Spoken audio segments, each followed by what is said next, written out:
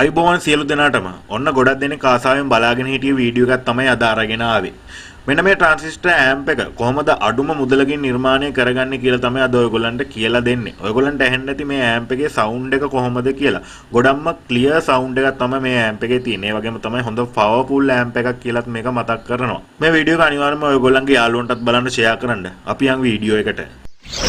මම මුලින්ම ඕන කරන කොම්පෝනන්ට්ස් ටික පොඩ්ඩක් ඔයගොල්ලන්ට හඳුන්වලා දෙන්න. මුලින්ම අපිට ඕන a1941 සහ c5198 කියන ට්‍රාන්සිස්ටර් දෙක. මේ තියෙන්නේ අන්න ඒ ට්‍රාන්සිස්ටර් දෙක.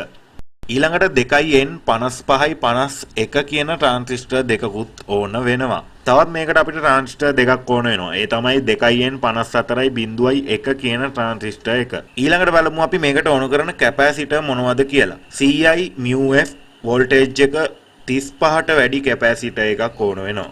2.2 μF කැපැසිටර් එකකුත් මේ වැඩේට අපිට ඕන වෙනවා. ඔන්න ඊළඟට 2A332J මයිලර් වර්ගයේ කැපැසිටර් එකකුත් මේ වැඩේට අපිට හොයාගන්න වෙනවා. ඊළඟට අපි හැම පරිපතයකටම වගේ පාවිච්චි කරන 1n4007 ඩයෝඩ් දෙකක් අරගන්න ඕනේ. මේකට තව රෙසිස්ටන්ස් 6ක් ඕන වෙනවා. මම දැනට කියන්නම් මේ රෙසිස්ටන්ස් 6 වැලියු මොනවද කියලා. 22k රෙසිස්ටන්ස් දෙකක්, 2k රෙසිස්ටර් එකයි, 4.7k රෙසිස්ටර් එකයි, 47k රෙසිස්ටර් එකක්, ඒ වගේම 1k රෙසිස්ටර් එකක් සහ B50k potentiometer එකක් මේ වැඩේට ඕන වෙනවා. තවත් තියෙනවා මේකට ඕන කරන රෙසිස්ටර් දෙකක්. ඒ තමයි 5 වෝල්ට් 0.22 රෙසිස්ටර් දෙකක් අපි මේ වැඩේට අරගන්නත් ඕනේ. අපිට පුළුවන් මෙන්න මේ වගේ ඩොට් බෝඩ් එකක මේ පරිපතය නිර්මාණය කරගන්න.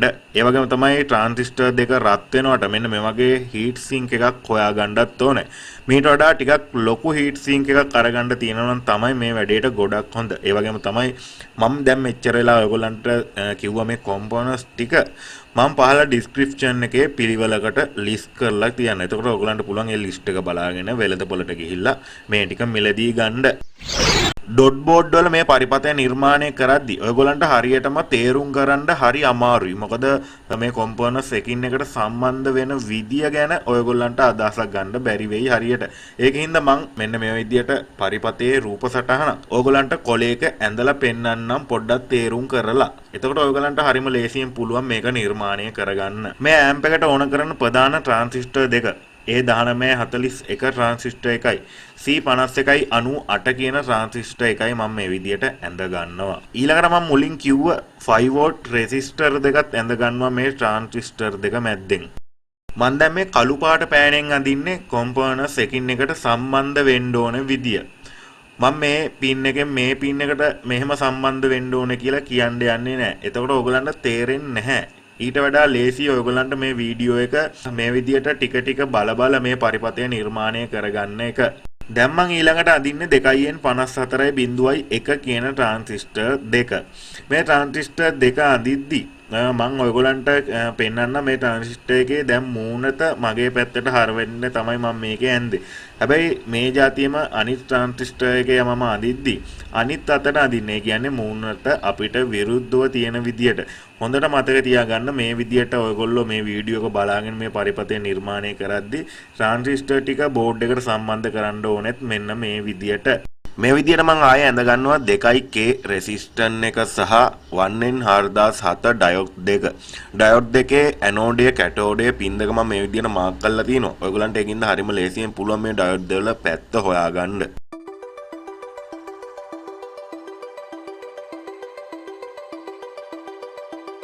ඔන්න දැන් අපි අලුතෙන් සම්බන්ධ කරගත්ත ට්‍රාන්සිස්ටර් දෙකයි ඩයෝඩ් ටිකයි කොහොමද ට්‍රාන්සිස්ටර් දෙකට සම්බන්ධ වෙන්නේ කියලා මම මේ විදියට ඇඳ ගන්නවා.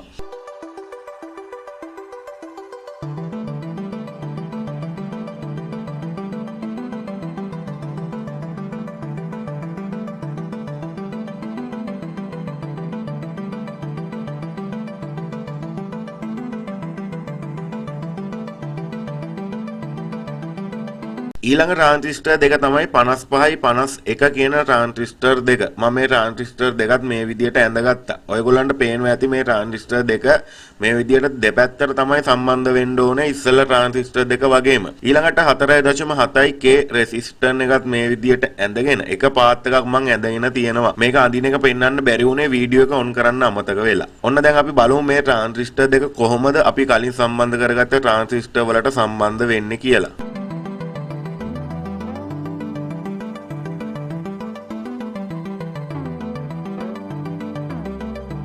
දැන් මම මේ විදියට ඇඳ ගන්නවා 2A332J මයිලර් කැපැසිටර් එක. කළු පාටින්ම ඇඳත් ඔයගලන්ට හොයාගන්න බැරි වෙන හින්දා මේ ලයින් උඩින් යන ලයින් ටික මම අදිනවා මෙන්න මේ විදියට රතු පාට පෑනකින්. මේවා කළු පාට ලයින් එක කිසිම සම්බන්ධයක් නැහැ.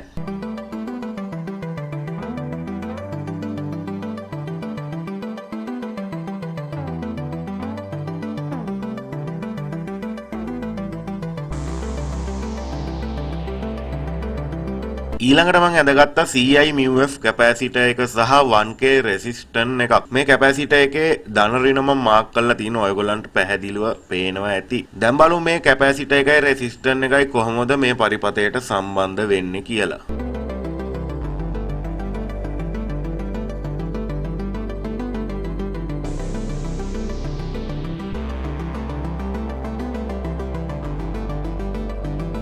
දැන් මම ඇඳගත්තා 2.2 μF කැපැසිටර් එක සහ 22K රෙසිස්ටන්ස් එකයි 47K රෙසිස්ටන්ස් එකයි.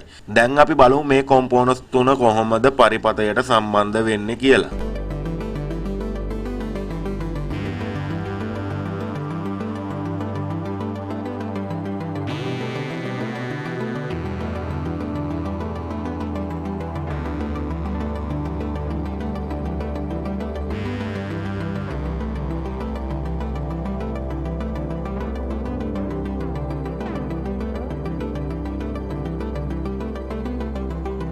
B50K කන්ට්‍රෝල් එක මම මේ විදියට ඇඳ ගන්නවා. මේකේ පින් තුන මම මේ විදියට මාක් කරලා තිනවා. ඔයගොල්ලන්ට පේනවා ඇති. ග්‍රවුන්ඩ් පින් එකයි, අවුට් පින් එකයි, ඉන්පුට් පින් එකයි. ඒකින්ද ඔයගොල්ලන්ට හරිම ලේසියෙන් මේකත් හොයාගන්න පුළුවන්. දැන් බලමු අපි මේක කොහොමද පරිපථයට සම්බන්ධ වෙන්නේ කියලා. කොන්ට්‍රෝල් එකත් දැන් අපි මේකට සම්බන්ධ කරගෙන ඉවරයි. දැන් අපිට තියෙන මේකට එකම එක රෙසිස්ටර් එකක් සම්බන්ධ කරගන්න විතරයි. ඒ තමයි මේ අන්තිම 22K රෙසිස්ටර් එක. මම ඒකත් මෙන්න මේ විදියට සම්බන්ධ කරගන්නවා.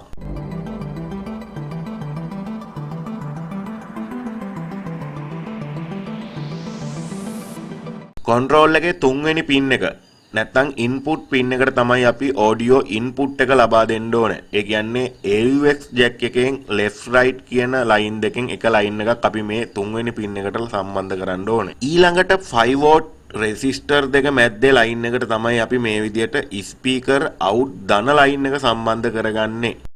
මේ ඇම්ප් එකට අපි ලබා දෙන්න ඕන වෝල්ටේජ් එක 20ක ඩබල් පවර් සප්ලයි එකක්. මේකේ C5198 කියන ට්‍රාන්සිස්ටර් එකේ මැද පින් එක තමයි ධන වෝල්ටේජ් එක සම්බන්ධ කරන්න ඕන පින් එක වෙන්නේ. ඒ වගේම තමයි A1941 කියන ට්‍රාන්සිස්ටර් එකේ මැද පින් එක තමයි ඍණ වෝල්ටේජ් එක සම්බන්ධ කරන්න ඕන පින් එක වෙන්නේ. ඊළඟට CI/μF කැපැසිටර් එකේ ඍණ පැත්තට මෙන්න මේ විදියට ග්‍රවුන්ඩ් ලයින් තුනක් අපි සම්බන්ධ කරගන්න ඕනේ. පළවෙනි ග්‍රවුන්ඩ් ලයින් එක තමයි ඩබල් පවර් සප්ලයි එකෙන් එන ග්‍රවුන්ඩ් ලයින් එක. මේක ගැන අපි ඉස්සරහදී කතා කරමු. ඊළඟට ස්පීකර් ඍණ ලයින් එක. ඊටත් පස්සේ අපිට මේ විදියට සම්බන්ධ කරගන්න පුළුවන් ඔඩියෝ ඉන්පුට් ග්‍රවුන්ඩ් ලයින් එක.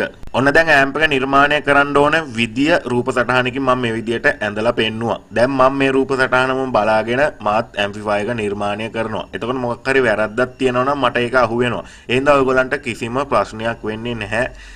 මේ වීඩියෝ එක බලාගෙන අනිවාර්යයෙන්ම මේ ඇම්ප් එක හදන්න. ඇම්ප් එක නිර්මාණය කරද්දී ඕන කරන ප්‍රධාන කරුණු කීපයක් මම මේ විදියට ඔයගොල්ලන්ට පෙන්නන්නම්. ट्रांसिस्टर දෙක heat sink එකට high කරද්දි මෙන්න මේ විදියට transistor heat sleeve pair දෙකක් මේ විදියට සම්බන්ධ කරන්න. මම හිතන්නේ මගේ නම කිව්වා හරි ඇති. මොකද එක එක නම් තියෙනවා silicon pad කියලා නම් මනම් ඒ වගේ එක එක නම් තියෙනවා. කොහොම වුණත් මෙන්න මේ විදිය pad දෙකක් අරගෙන මේකට සම්බන්ධ කරන්න. මේක සම්බන්ධ කරන්නේ transistor දෙක එකින් එකට සම්බන්ධ වෙන එක නවත්තන්න. ඔයගොල්ලෝ දන්නවා ඇති. ඉතින් ගොඩක් දෙනෙක් මේවා දන්නවා. මේ විදියට හොඳට ඇන දාලා thermal paste තියනවා නම් දාගන්න. මම මේ වෙලාවේ thermal paste නැහැ මල්ලග. ඒකින්ද මම නිකන් හයි කර ගන්නවා මේ heat sink එකට. මීට වඩා ලොකු heat sink එකක් අනිවාර්යයෙන්ම ඔයගොල්ලෝ ගන්න. transistor දෙක heat sink එකට සම්බන්ධ කරගෙන ඉවරයි. මල්ටිමීටරේ තියලා බැලුවා මේ දෙක එකින් එකට කනෙක්ට් වෙලා තියෙනවද කියලා. එහෙම වෙලා තිබෙත් නැහැ. මං ගත්ත ඩොට් බෝඩ් එක මේ විදියට සිදුරු කරගත්ත ට්‍රාන්සිස්ටර් දෙකයි හීට් සින්ක් එකයි හයි කරන්න පුළුවන් විදියට. අපි දැන් මේ දෙක මේ විදියට පාස් ගමු. හරි මම ඔයගොල්ලන්ට දුන්න රූප සටහනම බලාගෙන මාත් ඒ ඇම්ප් එක දැන් නිර්මාණය කරගත්තා. ඇම්ප් එක නිර්මාණය කරන වීඩියෝ එකක් සම්පූර්ණයෙන්ම මං අරගත්තෙත් නැහැ. මොකද ගොඩක් වෙලා යන හින්දා. කිසිම වෙනසක් කළේ නැහැ මේ රූප සටහනට අමතරව. ඇම්ප් එක සුපිරියටම හදලා තිනවා. දැන් අපි බලමු ඒ ඇම්ප් එක කොහොමද කියලා. මෙන්න මේ විදිහට තමයි මම PCB එකේ ඇම්ප් එක නිර්මාණය කරගත්තේ. ඔයගොල්ලන්ට පේනවා ඇති මේ ඇම්ප් එකේ කොහොමද කොම්පොනන්ට්ස් ටික සම්බන්ධ වෙලා තියෙන තැන් මොනවද කියලා. ප්‍රධාන වශයෙන් කියන්න ඕන පොඩි ට්‍රාන්සිස්ටර් 4. මේ ට්‍රාන්සිස්ටර් 4 ඔයගොල්ලන්ට පේනවා ඇති දෙපැත්ත මාරු කරලා තමයි හයි කරලා තියෙන්නේ කියලා. ඉතින් අනිවාර්යෙන් මේ ට්‍රාන්සිස්ටර් වල පැත්තවල් හරියට බලලා සම්බන්ධ කරන්න කියලා මතක් කරනවා. ඉතින් රෙසිස්ටර් ටිකයි මේ විදියට තමයි එන්නේ. මේක හරිම ලේසි. ගොඩක් වයර් යන්නේ නැහැ. ගොඩක් මේ විදියට නිර්මාණය කරද්දී හරිම ලේසියෙන් එකින් එකට සම්බන්ධ කරගන්න පුළුවන්. මම මේකේ අනිත් පැත්තත් පෙන්වන්නම් ඔයගොල්ලන්ට. පරිපතේ අනිත් පැත්ත අපිට මෙන්න මේ විදියට තමයි බලා ගන්න පුළුවන් වෙන්නේ. හරිම ලේසියෙන්ම නිර්මාණය කරන්න පුළුවන් පරිපතයක් තමයි මේක. ඒ වගේ මතක් කරනවා මේකේ පවර් ලයින් වලට ටිකක් ලොකු වයර් පාවිච්චි කරන්න කියලා. අපේ YouTube channel එක subscribe කරන්න, මේ වගේ වීඩියෝ දිගටම බලන්න. මේ තියෙන්නේ මේකට පාවිච්චි කරලා තියෙන ට්‍රාන්ස්ෆෝමර් එක. මේක වෝල්ටේජ් එක 22ක් තියෙන ට්‍රාන්ස්ෆෝමර් එකක්. ඒ වගේම තමයි ඇම්පියර් 10ක් අපිට මේ ට්‍රාන්ස්ෆෝමර් එකේ බලා ගන්න පුළුවන්. ඒ වගේම තමයි 4700 μF වෝල්ටේජ් එක 50ක කැපැසිටර් දෙකක් සහ 1n54.8 කියන ඩයොඩ් හතරක් යොදාගෙන ඩබල් පවර් සප්ලයි සර්කිට් එක නිර්මාණය කරලා තියෙනවා. ඩබල් පවර් සප්ලයි සර්කිට් නිර්මාණය කරන්න දන්නේ නැත්නම් Google එකේ සර්ච් කරන්න ඩබල් පවර් සප්ලයි සර්කිට් කියලා. එතකොට මෙන්න මේ සර්කිට් එක ඔයගලන්ට හදා ගන්න පුළුවන් හරිම ලේසියෙන්ම. ඔන්න දැන් අපේ ඇම්ප් එකේ වැඩ කටයුතු ටික ඉවරයි. පවර් එකත් ලබා දීලා තින්නේ. අපි PO TV එකෙන් හදාගත්ත Bluetooth මොඩියුල් එකෙන් ඔඩියෝ output line එකකුත් මේකට ලබා දීලා තියෙනවා. ඒ වගේම තමයි අඟල් 8 ස්පීකර් එකක් මම මේ විදිහට දැනට සම්බන්ධ කරගත්තා. ගොඩක්ම හොඳ මේකට අඟල් 10 වගේ ස්පීකර් එකක් සම්බන්ධ කරගන්නවා නම් දැන් අපි බලමු මේකේ සවුන්ඩ් එක අහලා කොහොමද කියලා. නට සමුගන්නට එලිත් යන දුම්රිය කොළ පෙම්බතුන්ගේ සරසවියන අවුරුද්දෙම තුරුණිය ගොම් මලින් සරසුන අපි දෙන්නා එනතුරු මග වලයි නැමදිනේ.